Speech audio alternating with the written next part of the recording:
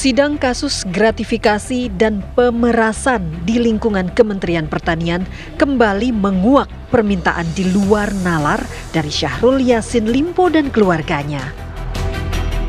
Dalam sidang yang digelar pada 13 Mei lalu, Jaksa Komisi Pemberantasan Korupsi (KPK) menghadirkan 8 saksi mantan anak buah SYL di Kementerian Pertanian. 3 diantaranya adalah pejabat eselon 1, yakni Dirjen Perkebunan Kementan Andi Nur Alam, Dirjen Peternakan Kesehatan Hewan Kementan Nasrullah, dan Dirjen Prasarana dan Sarana Pertanian Kementan Ali Jamil Harahap. Dalam sidang tersebut, Kabag Umum Dirjen Perkebunan Kementan Sukim Supandi mengaku terpaksa menggunakan uang pribadinya sebesar 200 juta rupiah untuk membayarkan biaya renovasi kamar anak SYL Kemal Redindo alias Dindo. Kamarnya Dindo bilang ke saya seperti itu. Berapa waktu itu diminta saudara? 200 juta yang mulia. 200 juta? Siap yang mulia. Setelah mendapat itu melalui WA atau langsung? WA yang mulia. WA? Siap yang mulia. Jumlahnya sudah disebutkan? Disebutkan 2 kwitansi 100-100 yang mulia. Enggak, waktu itu permintaannya 200 juta. 200 ya kan? Juta, tapi kwitansinya ada 2 yang mulia. Iya, itulah. Tapi di WA itu sudah disebutkan 200 juta. Siap yang mulia. Baik, kemudian saudara lapor ke siapa lagi? Lapor ke Sekdit. Sama ya? Sama. Jawabannya dari Sekdit apa? Selesaikan. Selesaikan.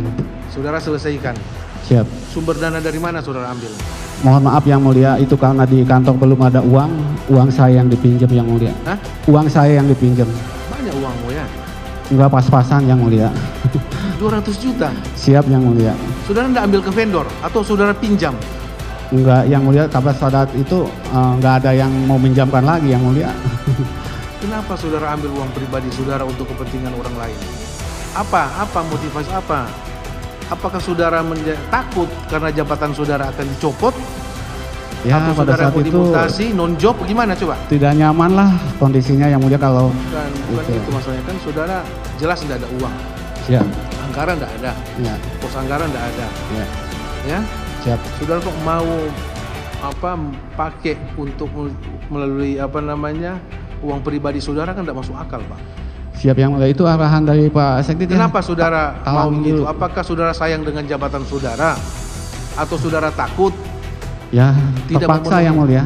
Kenapa saudara tidak minta ke sekretaris Sekdit? Pada saat itu sudah menyampaikan bahwa tidak ada uang, talangi saja dulu. Talangi dulu.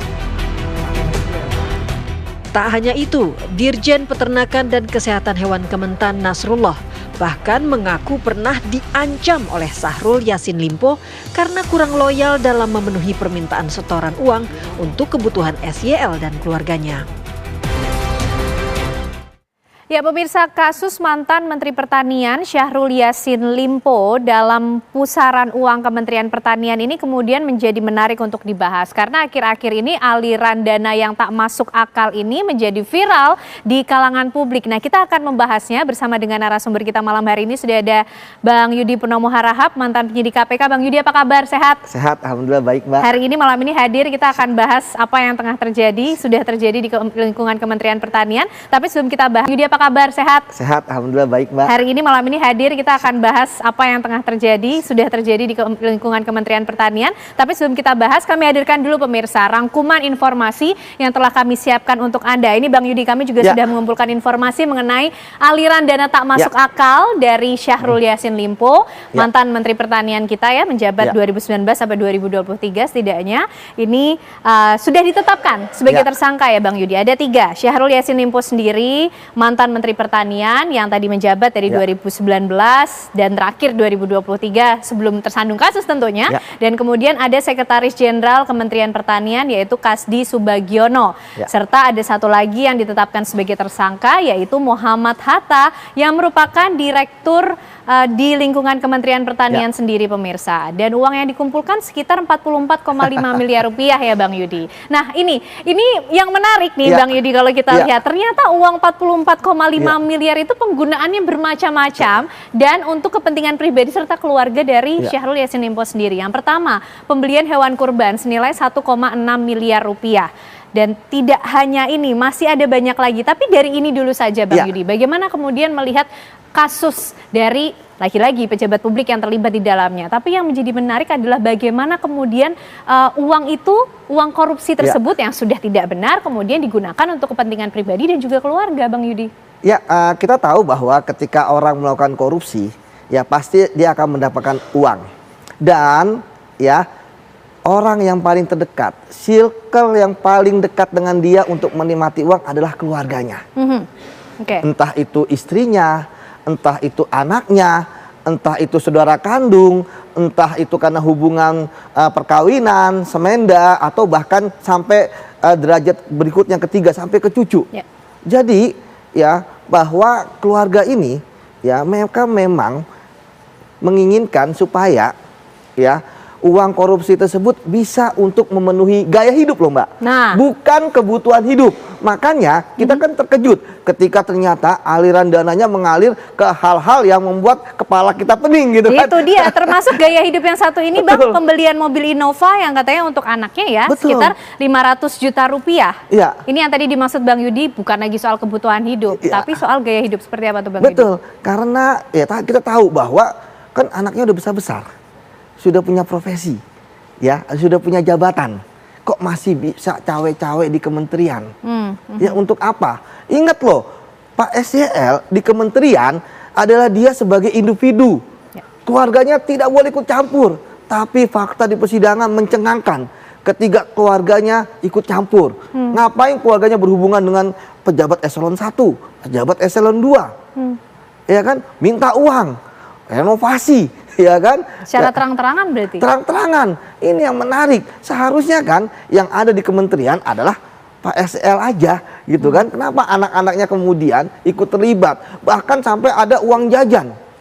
Yang menurut saya sebenarnya kan Pak SL bukan pejabat kemarin sore gitu ya.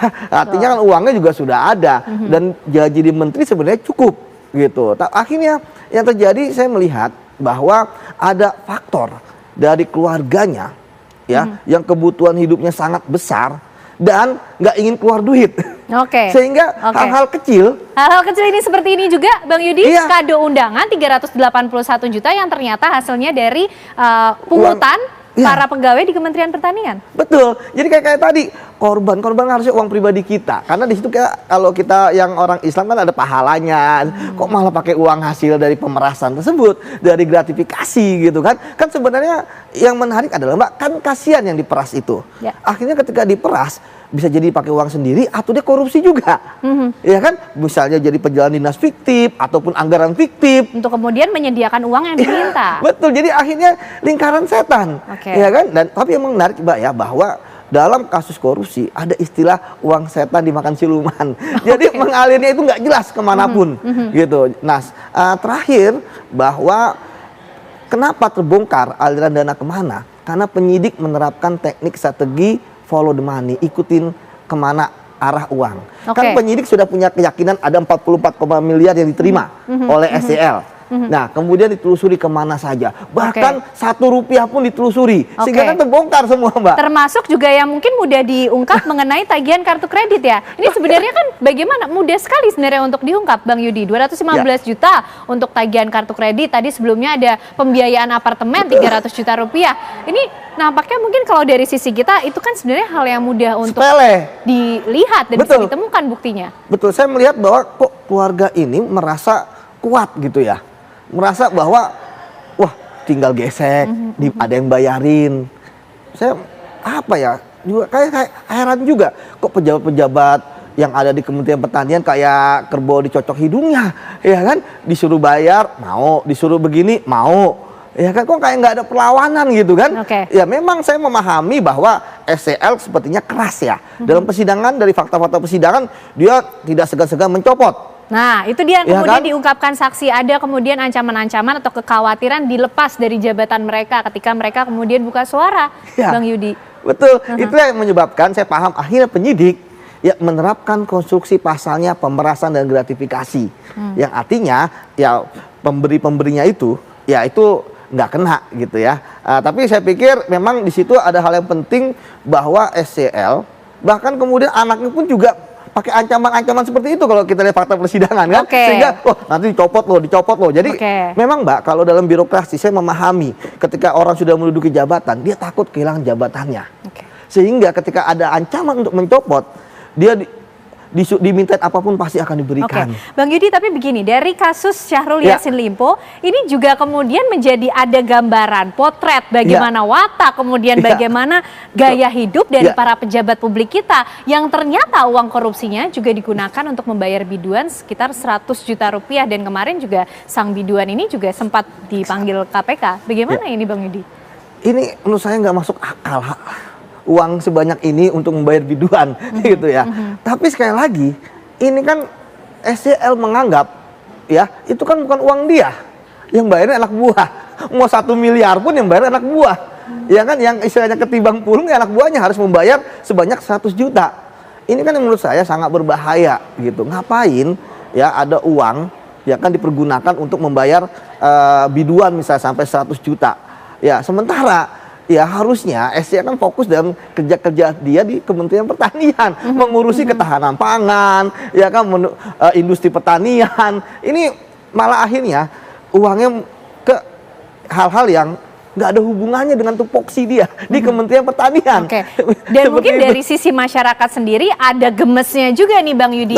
Kita masyarakat yang selama ini mungkin tertib membayar pajak, kemudian anggaran negaranya justru disalahgunakan begitu saja dengan para pejabat publik kita yang ternyata lifestyle-nya atau wataknya seperti ini kah Bang Yudi, memang yang harus kita lihat watak dari para pejabat publik kita? Idealnya Mbak, seorang pejabat di negeri kita itu adalah orang yang sudah selesai dengan dirinya. Dia menjadi menteri dikasih gaji yang lumayan besar. Dia dikasih ajudan. Dia dikasih mobil dinas, rumah dinas. Ya, ada kebutuhannya, ada dana operasional menteri. Artinya dia tinggal bekerja saya secara benar. Tetapi kemudian ya di dalam benak pejabat kita ternyata walaupun dia sebenarnya menteri itu enak loh Mbak, tinggal diangkat oleh presiden loh. Nggak perlu dia berdarah-darah, berkeringat untuk ikut konstelasi pilkada misalnya, ya kan? Artinya dia tinggal tegak lurus aja gitu. Tapi kemudian yang terjadi ada dalam pikiran dia, wah mumpung saya menjabat. Akhirnya yang terjadi adalah selama dia menjabat, selama dia berkuasa, selama dia masih punya kewenangan, selama masih punya kedudukan, disitulah dia akan korup. Ini menarik Bang Yudi untuk dibahas selanjutnya, karena ternyata masih ada deretan catatan lainnya nih Bang Yudi dari aliran dana tak masuk akal dari kasus Syahrul Yassin Limpo. Termasuk kita juga pengen tahu dulu Bang Yudi, mantan penyidik KPK, apakah memang praktek-praktek yang dilakukan para pejabat publik kita ini lumrah dilakukan? Tapi usai